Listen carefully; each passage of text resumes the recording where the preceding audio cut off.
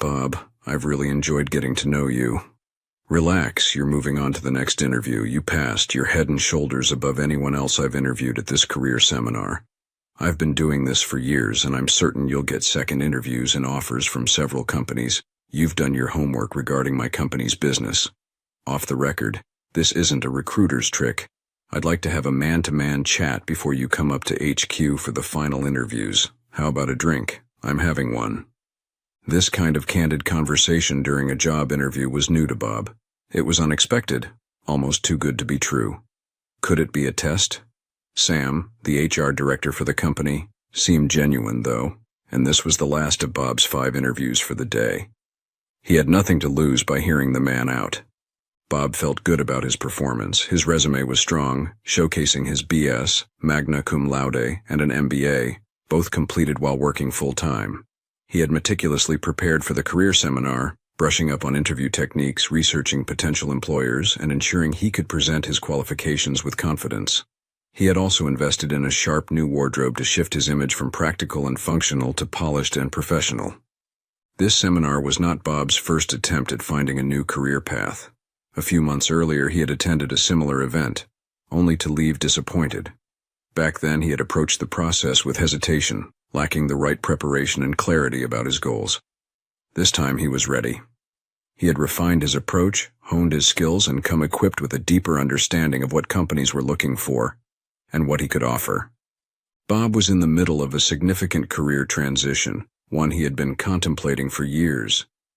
He had spent over a decade leading teams and managing complex operations in fast-paced, high-pressure environments. The thought of stepping into the corporate world had initially been daunting, but he was ready for a new challenge.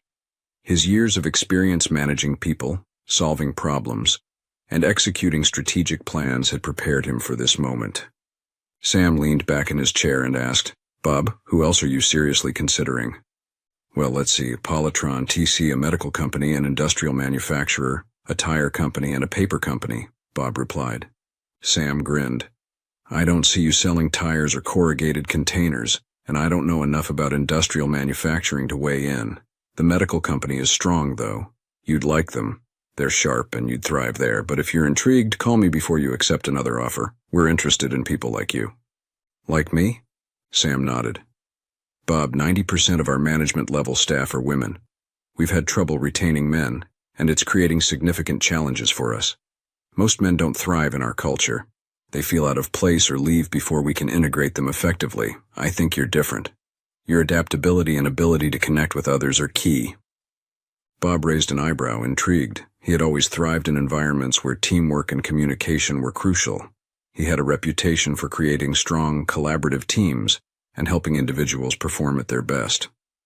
"Look," Sam continued, "our products focus on women, cosmetics, clothing, intimate apparel, and the like. That means our customers, staff, and leadership are overwhelmingly female. But it's not just about the numbers. We need someone who understands how to lead in this kind of dynamic and help us build a more balanced leadership team. That's where you come in." Bob leaned back in his chair, intrigued by Sam's candidness. "You've got my attention," he said, his tone measured. "But what makes you think I'm the right fit?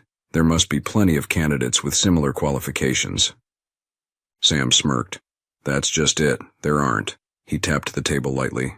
"We've had some great hires over the years, but few stick it out. Most can't adapt to our culture. It's competitive, fast-paced, and heavily female-dominated. The men we've brought in usually feel out of place, or worse, they make the women feel that way. They fail to lead in a way that fosters collaboration. You're different." "How so?" Bob asked, genuinely curious. "You've got a knack for handling complex dynamics," Sam said, leaning forward. "Your resume shows you've worked with a wide range of people, led teams through challenging situations, and delivered results. That's rare, but more than that, I can see it in the way you carry yourself. You're confident without being cocky, approachable but firm. That balance is exactly what we need." Bob considered Sam's words. "And what's the catch? You don't need to sugarcoat it. I can take it." Sam laughed. "Fair enough. The truth is, you'll be walking into a unique challenge. 90% of our leadership are women, and they're sharp, ambitious, driven, and not shy about expressing their opinions. They've built an incredible culture, but it's also insular. You'll need to prove yourself not just to me or the higher-ups, but to them. They'll test you." "Test me how?" Bob asked, his curiosity piqued. "By seeing how you handle the little things," Sam replied. "Do you listen? Do you respect their expertise?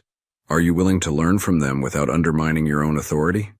And most importantly, can you bring something new to the table without disrupting what already works?" Bob nodded. "Sounds fair. I've worked in environments where trust isn't given. It's earned. I'm fine with that." "That's good to hear," Sam said, signaling to the server for another round of drinks. "Now, let me give you the bad news." "More bad news?" Bob said, raising an eyebrow. "I thought the high turnover and trust issues were enough." Sam chuckled. "Oh, there's more. You'll be one of the very few men in the company, and you'll stand out. That's both a blessing and a curse. Some of them will admire you for what you bring to the table. Others will see you as a threat. Either way, you'll need to navigate those waters carefully." Bob leaned back, considering. "So, why hire me at all? Why not just stick to what works?" "Because what works now won't work forever," Sam said, his tone serious. "We're facing market changes that require fresh perspectives.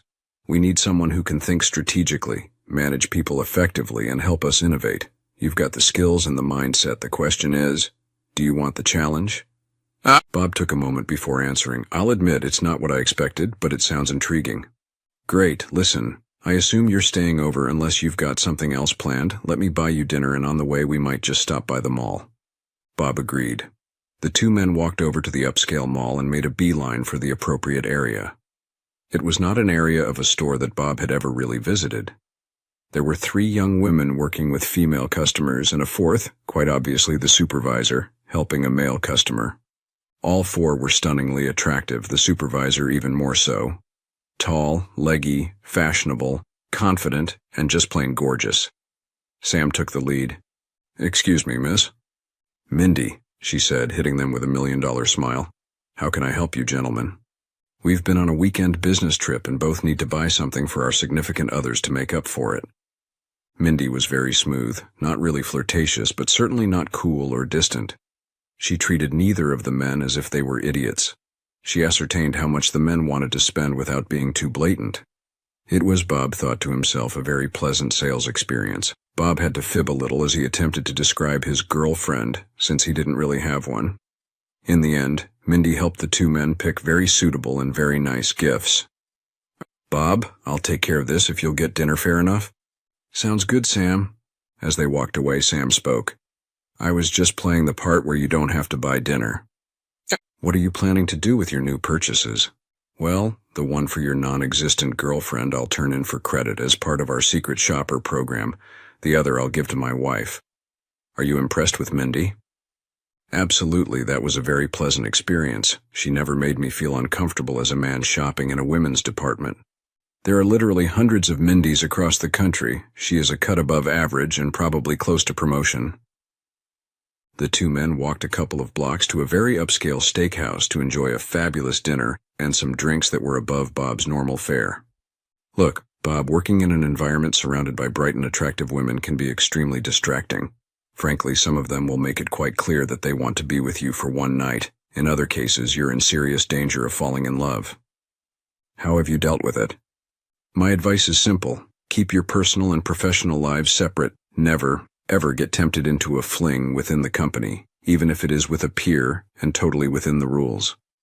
"I did fall down on the other part. I fell in love years ago and married a woman in the company. I'm a pretty average-looking guy and she's a knockout, but we are best friends and madly in love. We've been happily married for 10 years and have 2 children." Sam paused. "It's funny, the founder I helped sell her on this idea, the idea of an out-of-the-ordinary hire, told me she thought I should look for someone as average-looking as I was. I convinced her that no, we'd made that mistake in the past. Bob, you're a fine-looking guy, and if you come to work for us, you will get a lot of attention. My gut tells me you can deal with it. You're not going to be pushed around by a very attractive woman, no matter how bright she is just because she is a female." "Sam, I'm not sure that men ever completely stop noticing or being intrigued by attractive women they work with. My executive officer is a living doll, and under different circumstances I'd ask her out, but I never have and never would. It's a real adjustment at first, working in a female-saturated environment. I guess I've been successful because I treat them like regular people, so to speak. I refrain from patting them on the butt when they do a good job, and of course you have to be very careful about any sort of touching that might be deemed inappropriate. On the other hand, I've found women I've worked with, for the most part, to be more open and candid, more willing to share their gut instincts than a lot of men. They're more inclined to try to please you by doing a good job than by telling you what they think you want to hear. Once you give them the ball, so to speak, once they sense you trust them, they grow into increased responsibility quicker than many men do. "Sam, let me tell you a quick story," Bob began. "A few years ago I was leading a team on a major project. We were under tight deadlines and a critical client presentation was looming. One of my team members, Megan, sharp as they come, was handling most of the prep work. She was bright, detail-oriented, and a natural leader, but she lacked confidence in herself when it came to high-stakes situations. She was maybe a month away from being ready for a promotion, and this was her chance to prove she could step up." Bob leaned forward, a hint of a smile on his face as he continued. "The night before the presentation, Megan came to me, practically panicking. She was convinced she wasn't ready to lead the pitch. 'Bob,' she said, 'I think you should do it. I don't want to mess this up for the team.' I looked at her and said, 'Megan, you've prepared for this. You've rehearsed the material, you know the client's needs inside and out, and you're ready. I trust you. The question is, do you trust yourself?' She just stared at me, wide-eyed, so I added, 'Here's the deal. If I didn't believe you could handle this, I wouldn't let you take the lead. I'll be there if you need me, but this is your moment.'" Sam raised an eyebrow. "What happened next?" Bob grinned. "Well, at first she looked like she wanted to run out the door, but then something clicked. She straightened up, nodded, and said, 'Okay, I'll do it.' The next day, she absolutely crushed it. The client was impressed, the rest of the team was inspired, and Megan finally saw what we all saw in her, a leader." "And how did she feel afterward?" Sam asked. Bob chuckled. "She came up to me afterward and said, 'I was terrified the entire time.' I told her, 'Welcome to the club. Fear is part of the process. The key is performing in spite of it. And the more you do it, the more you'll realize you're capable of handling anything.' That was the turning point for her. A month later she was promoted, and she's been thriving ever since." Sam nodded thoughtfully. "Sounds like you've got a gift for building people up." Bob waved it off. "It's not a gift, it's about trust. You see what people are capable of before they do, and give them the opportunity to prove themselves. And Megan? She's gone on to mentor others in the same way. That's the real reward." Sam smirked. "Sounds like you'd be an HR VP's dream. Save that anecdote for the founder. She loves stories about leadership, especially when it involves bringing out the best in people. You'll win her over for sure." Bob paused, his expression softening. "Sam, people like Megan, whether they're women, men, or anyone else, just need someone to believe in them. Sure, sometimes that belief comes with an occasional hug or a well-timed pep talk. I've found women in particular tend to be more open about their doubts, but also more willing to grow when you show them trust. They don't try to bluff their way through challenges the way some guys do. When they say they can handle something, you can take it to the bank." Sam shook his head, grinning. "I'm starting to think we should be hiring you to teach leadership classes on the side." The next morning, Sam gave Bob a ride to the airport as both men headed for home. Bob got additional interviews from all of the companies he had expected to. A couple days after returning home, he received a package from Sam with the company sales manual, org chart, backgrounds on key executives, and a special credit card with instructions to visit the company's locations as he was traveling and buy something which he could send back later, with one of the enclosed UPS labels. Sam's prognosis of Bob's experiences with each company ended up being right on target. Within a couple of weeks he had visited each company and received offers. The medical company was the only one he took seriously. He liked the people. He liked the culture, and their offer was competitive, no worse than a break even over his current compensation with the expectation of rapid improvement. He called Sam and arranged a couple of days of leave to visit the home office. He had studied the material Sam has provided and had visited their sales locations in a number of cities. Sam had sent him additional material on the people who would interview to include specific, hot buttons. So it was that he flew into the Sunbelt city on Sunday evening.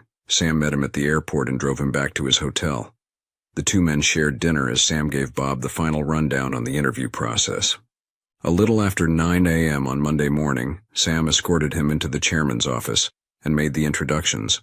Bob knew she was in her middle 60s, but she was still a strikingly attractive woman. He ended up spending the next 3 hours with her. Toward the end, they were exchanging humorous stories from their respective military service. Bob found her to be one of the most impressive people he had ever met. They clicked.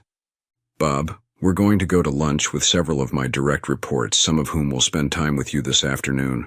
I'm guilty of a bit of subterfuge here.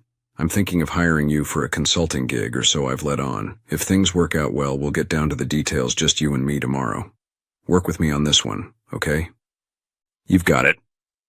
The four women who joined them for lunch, all in their 40s, were every bit as stunning and sharp as their boss was. He knew he was being checked out and evaluated on several levels. The probing became more intense as the afternoon interviews progressed. Be yourself, Bob, and let the chips fall. The following day he would interview with several of the area managers who were flying in for a conference. There were 4 area managers, all women with regions, districts, sectors, and smaller units under them. At the end of the day, he rejoined the founder and Sam. "You did very well, Bob." They were all impressed. "This evening you're going to join me for dinner and meet the 4 area managers. They are all responsible for the key P&L centers of the corporation. One or more of the folks you met with today may join us, and Sam will be joining us also. I'm going to turn you back over to Sam so that you can freshen up. We'll see you again in a couple of hours." Sam and Bob chatted on the way back to his hotel. "Bob, while they were all very impressed, remember, they're seeing you as a consultant who comes and then goes, not one of them. That was our dear founder's idea, to make you acceptable before they discover that you're one of them, so to speak. Tonight at dinner, the 4 area managers will be checking you out like hawks. Keep your guard up." The 4 women in question were closer to Bob in age. All were stunning, and there wasn't a fool in the bunch. He listened and occasionally asked thoughtful questions. He intentionally changed seats a couple of times so that he could spend one-on-one time with each of them. He was an outsider and a man, but none of them missed the way the chairman interacted with him. They found themselves liking him, but weren't ready to turn their backs on him just yet. The next morning he had breakfast early at the hotel with Sam. "How am I doing, Coach?" "Even better than I expected. Today you're going to have a brief one-on-one with the 4 of them, followed by a long lunch with the chairman, and then we'll get you out of here." During the several hours of interviews, he was tested on his business acumen, tested on his knowledge of this company, and tested as a man. A couple of them flirted. He neither bit nor got uncomfortable. He knew he was being considered for a job, not a casual encounter, although any of the 4 women would have been fascinating to get to know better. They were stunningly attractive, articulate, vivacious, charming, and bright. Then it was time for lunch. "What keeps you up at night as it regards this company?" he asked pointedly, taking charge of his final interview. "I'll gladly share that with you, but I'd be interested in knowing what you think keeps me up at night." And so Bob told her. Their customer base was boomer women. They were getting older. Their market center was in malls and department stores. People were moving away from those traditional shopping venues to big box stores, drug chains, catalog sales, and the internet. While they had no competition at their price point, they were being nicked from above and below, and seriously needed to consider horizontal integration into an economy line and a super premium offering. Men snuck in and used their wives' skincare products but would never buy them for themselves. Why not a men's line of products? Their marketing dollars were too concentrated on their existing customer base who had used their products for years, liked them, and weren't likely to be spurred into buying them by a slick ad campaign since they already were committed customers. Their daughters, on the other hand, saw the company's fare as old-fashioned, or what my mom uses. The labor costs associated with their store-based merchandising were high, and most of their existing customers who bought in those stores didn't need the amount of service they were offered to keep buying. There was no exclusivity. Every department store had their products, and the company paid the stores for the right to be there. Why not turn it around? Customers came to a particular store often because the company's products were available there, and invariably bought something else. The company's line was the draw. Make it hard to get, and a competitive draw. Develop a limited economy line for the drug chains and big boxes while also developing a super premium an expensive line to challenge the higher price point. And that was just the tip of the iceberg. Well, you hit all of the things that keep me up at night and a couple I hadn't even thought of. Would you consider putting this into a marketing plan? Get it down on paper so we can see where we need to move? I already have. It's quite minimal. It needs to be fleshed out and given life, but the essence is there. I have a copy here. It's yours if you'd like it. Aren't you afraid I'll steal your ideas? The chairman said with a twinkle in her eyes. Hardly. That would be unethical, and that's not the way you do business. The chairman spent quite a while reviewing Bob's marketing plan. It was a roadmap for reorganization, and far more detailed than Bob had indicated. Brilliant, humble. I'll be right back. Make yourself comfortable, the chairman said, returning 15 minutes later with Sam in tow. Okay, Bob, it's crunch time. I had planned to bring you in as a special assistant to the chairman, a quasi-consultant, give you a few months to get your sea legs, and then plug you into Mary's job as area manager in Dallas. Mary's due for promotion. She's pretty damn sharp. Now I want to spin something a little different in your direction. The chairman continued. You still need to get out and meet everyone, at least all of the managers. You've demonstrated that you understand this company and its markets better than many of our managers and every real consultant we've ever hired. You have uncanny analytical skills. We've spent millions on consultants and not gotten anything as valuable as you just handed me. Let's go with the canard of consultant, reporting to me for a month or so. The first month you hit the road. Second month you put together a staff, from inside and outside, put together a working group, expand it to a task force, and then take an executable plan detailed. At that time, I intend to promote you to Senior Vice President of, how about strategic development, reporting to me and sitting on the executive committee. Clear it with me first, but plan to bring people up here from the field that impresses you. You also should consider outside resources. Are you still with me? Had he not been a combat-trained officer, his head would have been spinning. This was unfolding beyond anything Bob had expected. Not to digress, but I've got a good friend, one of my MBA professors who is getting ready to take a sabbatical. I think he would be very useful. Dr. Fuller is his name. He's written a couple of well-received books on this type of business reorg, Bob said. You know Fuller? Well, of course you do. That's fantastic, Virginia said, her excitement evident. I've read his most recent book. It's brilliant. We're definitely on the same wavelength. Make it happen. By the way, when can you start? I can be ready pretty quickly, Bob replied. My current role is wrapping up and my boss has already chosen my successor.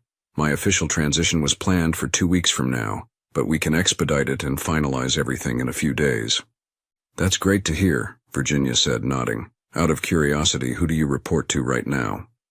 Technically, I report to the Director of Operations, Bob explained. But day to day, I work directly with the Deputy Director. He's the one I've been collaborating with on most projects. Oh, and now I suppose you'd like to know how we're going to compensate you for your efforts.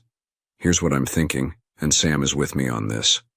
Pardon the pen and ink changes. We'll get it retyped before you sign it. Our benefits are extremely competitive, and this would include stock options, car, and all the crap that usually goes with a job at this level. There's the bottom line, before profit sharing, 401k matching, and stock options. Oh, and by the way, as sweet as ma'am is, my name is Virginia and my friend, and most people call me Ginny. The amount before Bob's eyes was 4 times the starting offers the other companies had made for an entry-level manager. It went up substantially after 3 months. He was not going to be entry-level. He was going to be at the center of change, an agent of change. It was all he could do to keep from saying yes. Ginny, my inclination is to say yes on the spot. Your offer is both flattering and generous. I can think of no reason why I would refuse it. This is a huge task before us. I'd ask your indulgence to let me sleep on it and be sure in my mind and my heart that I won't disappoint you. Ah, you said us. That's what I needed to hear. So be it. Sam will expect your call before noon tomorrow. Now, as much as I have thoroughly enjoyed this, I actually have other work to do and irritating stockholders to meet with. Get out of here, guys, Ginny said, giving Bob an almost motherly hug before he left. Sam drove Bob back to the airport. What have you gotten me into, evil HR person? Bob quipped as they drove to the airport. Look, Bob, no one has wowed the old lady like you did in my memory. And believe it or not, there wasn't a single negative comment from the other 8 or so women you interviewed with. And even female hires don't achieve that level of perfection. She's convinced that you're the real deal, as I was from the first time I met you. I didn't oversell you. You sold yourself. Get ready for a wild ride. You are going to say yes, aren't you? In all probability. Look, if you don't hear from me by noon tomorrow, it's a yes. Is that fair enough? Bob completed his transition from his previous role within 2 weeks and started his new position just a few days later, quickly diving into his responsibilities. Under the guise of a consulting contract, he spent the next few weeks traveling around the country, meeting with the company's 4 regional managers, each of whom brought together their teams of district and area managers for staff meetings. It was at one of these meetings in Dallas, Texas, that he heard a familiar voice call out across the conference room. "Bob." He turned, startled by the unexpected greeting. "Megan?" "Small world," he replied, recognizing her immediately. She practically sprinted across the room to give him a big hug, much to the curiosity of the other executives present. After they broke the embrace, Bob took a moment to look at her closely. Megan had always been confident, but now she exuded a new level of professionalism and polish. She fit right in with the smart, accomplished women in the room. "Well, Megan, you certainly clean up well," he said with a teasing smile. "I had no idea you were working here." "Bob, She hesitated, then laughed nervously. "It's been years. I can't believe we're crossing paths again." "It's just Bob now, Megan. No formalities," he said. "It's been a while since I left the old office, and it seems you've been busy climbing the ranks yourself." The 2 old colleagues chatted for a few minutes before parting ways to attend to the day's agenda. Megan, as Bob soon learned, had recently been promoted to regional manager. After the meeting, her boss, Mary, called her into her office. "Where do you know Bob from?" Mary asked, curious. Megan sat down and took a deep breath. "Bob was my manager at one of my first jobs. He changed the course of my career. I wouldn't be where I am today without him." "Tell me more," Mary said, leaning forward. "In a lifetime, you only meet a few people who truly shape who you are. Bob is one of those people. He was my mentor back when I was just starting out, when I didn't even believe in myself. He always saw potential in me even when I couldn't see it. I'll never forget one particular project we worked on together." Megan's tone softened as she recounted the memory. "We were under an impossible deadline, and I had been put in charge of a critical deliverable. I was terrified. I didn't think I could do it. Bob came up to me and said, 'Megan, you're ready. You've done the prep work. You've got the skills. Now, you just have to trust yourself as much as I trust you.' It was a defining moment for me. I stepped up, and the project was a success." Mary listened intently. "What makes Bob stand out to you as a leader?" Megan smiled. "He leads by example. He's calm under pressure, always measured. He never raises his voice, never loses his temper. He has this incredible ability to inspire people to be their best without forcing it. He just believes in you, and when someone like Bob believes in you, you don't want to let him down." Megan paused, then continued. "One night after a particularly grueling day, we lost a critical client deal despite our best efforts. Bob didn't say much. He just sat quietly in the office, staring at his notes. I walked in to check on him, and he looked up and said, 'It never gets easier, Megan. But we did everything we could, and that has to be enough.' I'll never forget that. He taught me how to accept the tough moments and move forward." Mary nodded thoughtfully. "It sounds like he made a big impact on you, and not just professionally." "He did," Megan said. "He made me proud of what I could achieve. He built a team that thrived, even in the hardest moments, and he made us believe we could accomplish anything. I owe so much of who I am today to him." "Thanks, Megan. Thank you for a lot of insight, not only into Bob but into you. You better go get started. I'll be right in." Damn, Mary thought to herself, did I underestimate that cute young blonde? I had no idea what kind of stuff she was made of. She had liked Bob but had been wary of him. She saw the way the chairman looked at him and knew there was more to the story of his ultimate role. She buzzed her HR person. "Bonnie, do any of our managers have unique professional backgrounds that stand out?" "Just Megan. Before joining us, she worked in high-stakes operations management. From what I've heard, she handled projects under intense pressure and was recognized multiple times for her outstanding performance, too." "Yes, that doesn't surprise me. Thank you." Better a friend than an adversary, whatever was coming down the pike, Mary thought to herself. From what she had just heard, Bob was one of those very special people. The kind of people this company needed more of. She left her office to go to the conference room, She reworked her welcoming comments in her head as she walked. Folks, thanks for coming. By now you've all had the chance to meet Bob, who is consulting for our chairman as we work to evolve our business in these dynamic times. Before we dive into the agenda, I want to take a moment to acknowledge two extraordinary individuals in the room. Bob and Megan both bring a wealth of experience from high-stakes leadership roles in their previous careers. They've managed teams under immense pressure, made critical decisions in the face of significant challenges, and achieved results that go beyond the ordinary. Their contributions remind us of the power of resilience, focus, and teamwork. Please join me in recognizing Bob and Megan for their remarkable accomplishments and the unique perspective they bring to our team. Megan was instantly viewed by her peers in a very different light. Her appearance had made them underestimate her. All in the room did a quick mental reevaluation. Bob didn't have to. He knew what stern stuff the cute young blue-eyed blonde was made of. He appreciated Mary's gesture but also knew that she was just self-serving enough to hedge her bets. No matter, it was a shrewd tactical move, and he respected that. She was the most senior of the area managers and had excellent business sense. When the final plan evolved, he'd need all the friends he could muster. Bob stayed over for the obligatory dinner which followed the staff meeting, spending time getting to know all of the young managers under Mary's responsibility. They were all damned sharp. Mary developed her subordinates and took their personal and business growth to heart. He respected that a great deal. As the evening drew to a close, the group thinned, and he and Mary ended up being the last to leave. "You made quite an impression on Megan, Bob, during your time working together," Mary said. "She's one of the best I've ever worked with," Bob replied. "Tough, capable, and always genuine. I'm really proud of her."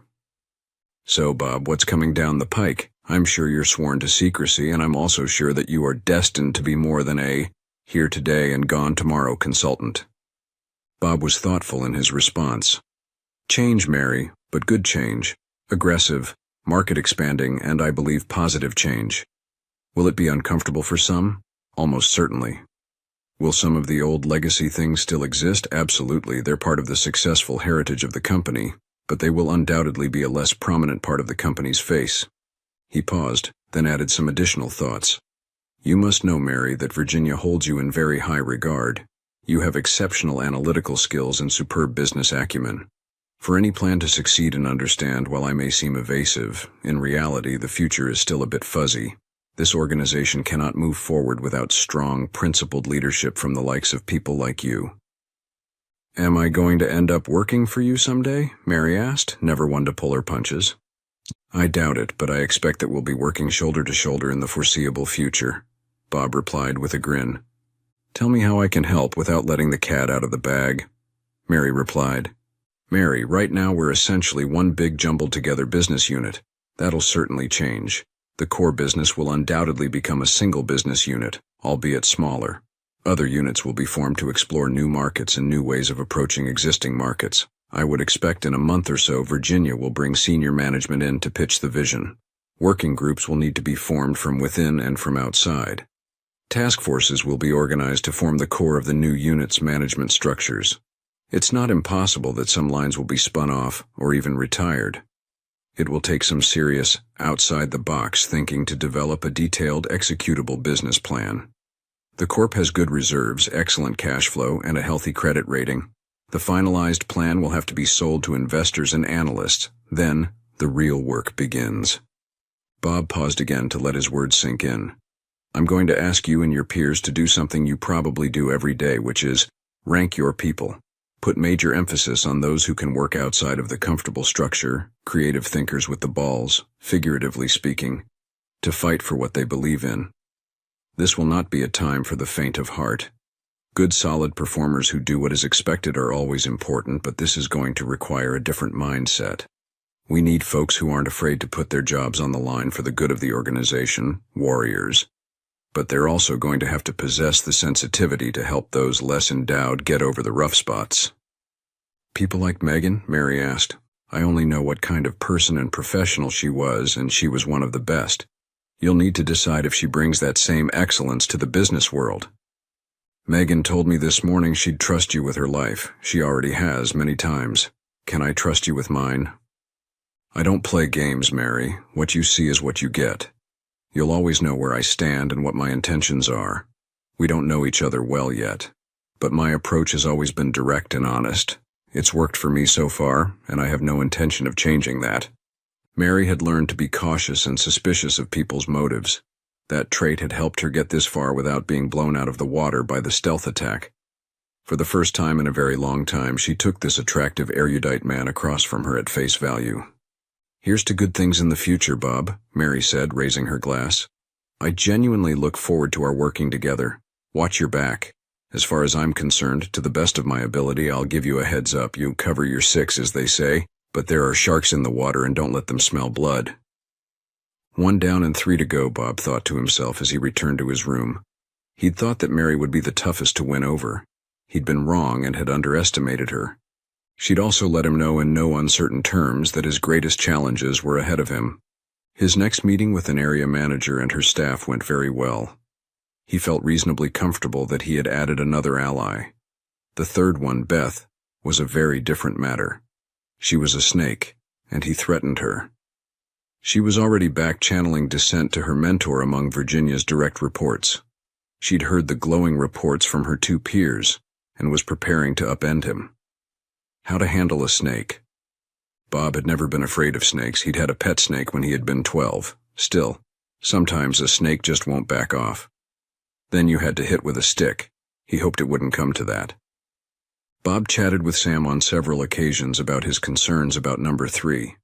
Sam indicated that if there was going to be a problem, he had been pretty sure that she would be the one. They agreed to keep Virginia out of the loop for the immediate future.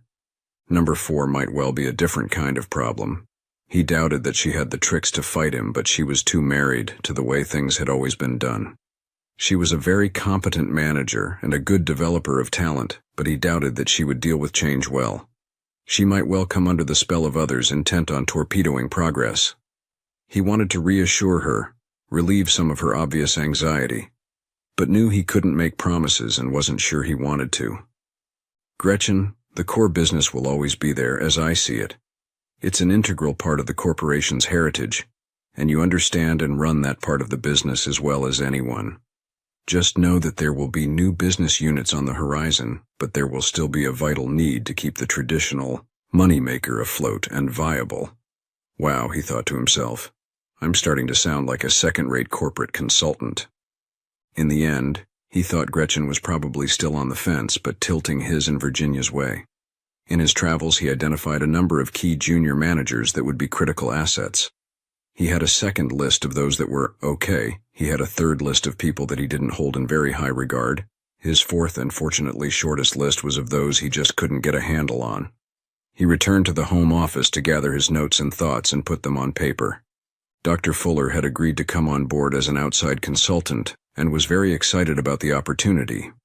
Before finalizing his presentation for Virginia, he met once again with her 4 direct reports in the home office. One for sure was with him 100% and genuinely excited at what was on the horizon. The second one was cautious, but certainly not an adversary.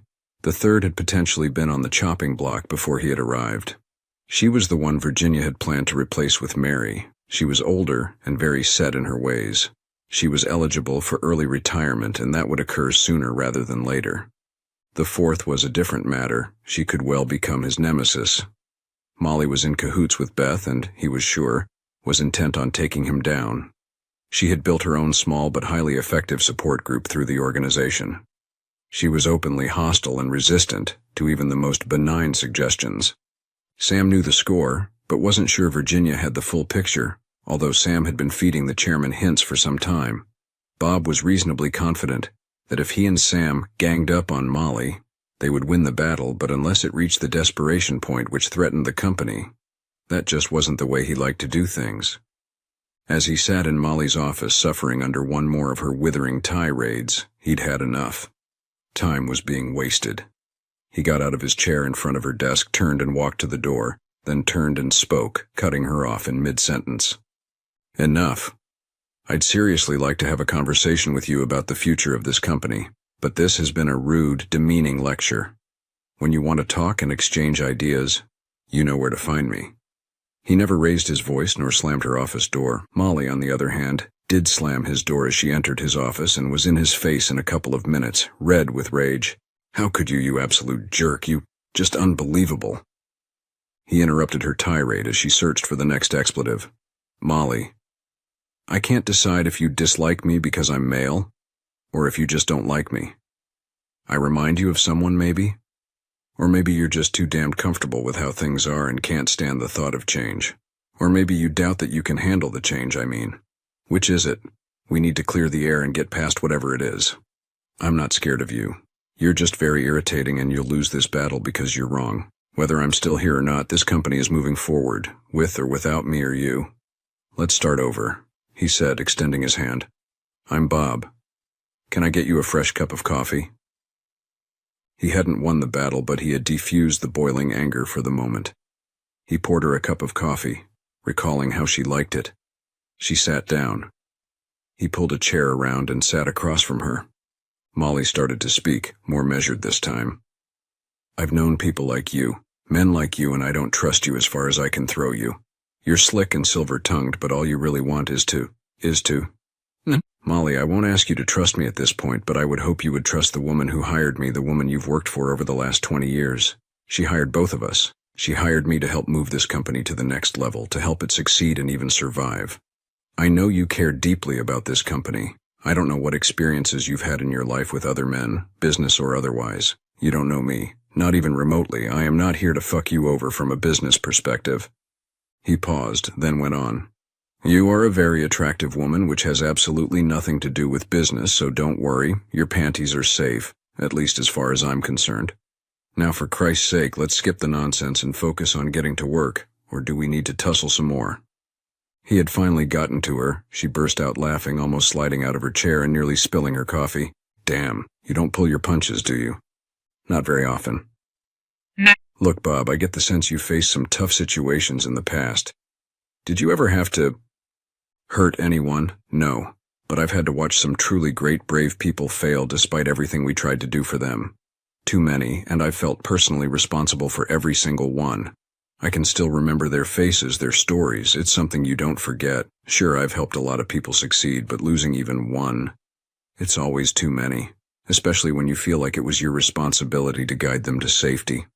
Bob trailed off. He had not shown anger, but he had let his emotions slip out. It was at that moment that Molly knew he was not remotely like any of the other men she had known, professionally or personally, and she just wanted to hug him. She did. Thanks, Bob said. I needed that. Where were you when I was the one giving the hugs, but no one thought that? The captain needed one. Friends, Molly said softly, kissing him on the forehead. Friends, Bob replied, and from that day on, Bob and Molly's friendship never wavered. Molly returned to her office. Oh no. I let my prejudices cloud my judgment. He's the real deal. And if the circumstances were different, I'd jump his neck in a second. Now I need to get on the phone and try to undo the damage I've done, if it's not too late. Bob and Molly joined each other for lunch and had an extremely productive collaboration. So, Bob, do you like older women? Molly said playfully. Not as a rule, but in your case I'd make an exception, Bob said, resisting the desire to pat her fine little butt. Somewhere in this company there is a woman who will lasso this guy, a very lucky young woman, Molly thought to herself. I wonder who it will be. Molly succeeded in stemming the molten lava flow she had unleashed in several corners of the corporation. She'd brought Beth back on track, she hoped, and that was a start. Bob, Sam, and Dr. Fuller put the finishing touches on the initial presentation, the one for the chairman. 3 days later, they met in her office to make the pitch. Virginia had something on her mind. Well, Bob, I had been detecting some tremors in the force as the dark side raised its ugly head. But from what I've been hearing, the young Jedi has triumphed. Nice work. He'd had no idea that Virginia was a Star Wars aficionado. The presentation went off brilliantly. Virginia needed to add some pieces of her own personality to it, but the changes were minor. The four worked together into the night to finalize it. The next day they pitched it to the executive committee and all were sworn to secrecy. The four then took the show on the road, pitching it to board of directors, key analysts, potential lenders, and major stockholders. Each had input, particularly as far as the financial pieces would fit, but it was a winner. Rumors leaked out and the stock price benefited from those leaks. 2 weeks later, it was time to bring the troops in for the final presentation to those who would have to buy in completely and execute the plan. It was agreed that all management folks at every level would hear it together. Virginia would deliver the opening address and announce Bob's promotion to vice president as she introduced him. Bob would make the majority of the presentation. The top 4 under Virginia would then add their glowing comments. What was needed was more than consensus. What was needed was total buy-in by everyone in the room.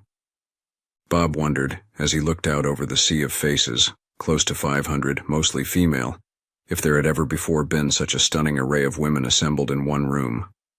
Beauty and brains were in abundance. He'd met the majority of them, and as was his style, had filed little bits and pieces away in his mental Rolodex.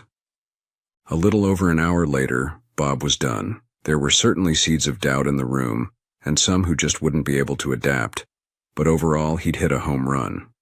Molly was the last of the 4 to follow Bob.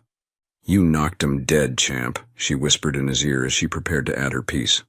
After the formal part of the program, there was lunch. In the afternoon and during the following 2 days, groups would break out in separate rooms to develop questions and answers, as well as ascertaining what and who fit where in the new organization chart.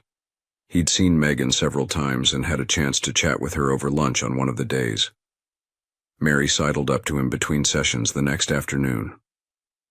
"You want her, don't you?" Mary asked. "Pardon me?" "You want to steal Megan from me and bring her in to work on the steering committee. I'm more than okay with that. I need to have someone up here to look out for my interests. She's the best of my brood, and going back to our conversation a number of weeks ago, she's exactly what you're looking for." A permanent steering committee based at the Home Office was formed. They in turn would communicate regularly with the larger task force, which included all key senior managers, and actually meet with them every couple of weeks somewhere around the country.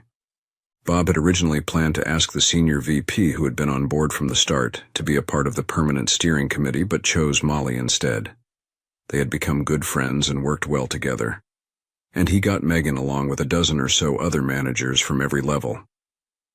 Over the ensuing months and weeks there were hurdles and setbacks, but within a year, the new organization was in full tilt. The new products were being well received, existing outlets were adjusting, begrudgingly, to the rule changes, and the stock was taking off. Virginia ended up on the cover of several business publications. Bob's name was being whispered in inner circles across the business world. He started receiving calls from corporate recruiters, wanting to snake him away. He politely ignored them. Mary was promoted and came to the Home Office to replace the expected retiree. She suggested that Megan would be the right choice to replace her in Dallas. Virginia agreed. Bob would miss her both professionally and personally. She had been critical to the success of their enterprise. He had also grown very fond of her. It was on that Friday night, like so many others, as he and his team trudged out to their cars after a very long day of work, that had happened. As was often the case, he and Megan ended up being the last to leave. As they prepared to say goodnight, they were in each other's arms. They were still in each other's arms the following morning, and virtually every morning for the next week. They were desperately, madly, and hopelessly in love. For Bob, Megan had always been special. For Megan, their time working together had allowed her to get past hero worship and see Bob simply as the man she wanted to spend the rest of her life with.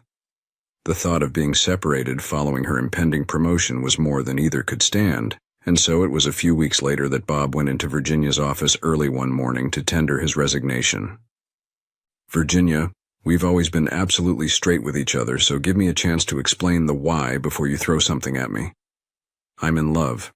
It had to happen someday. I'm hopelessly and madly in love.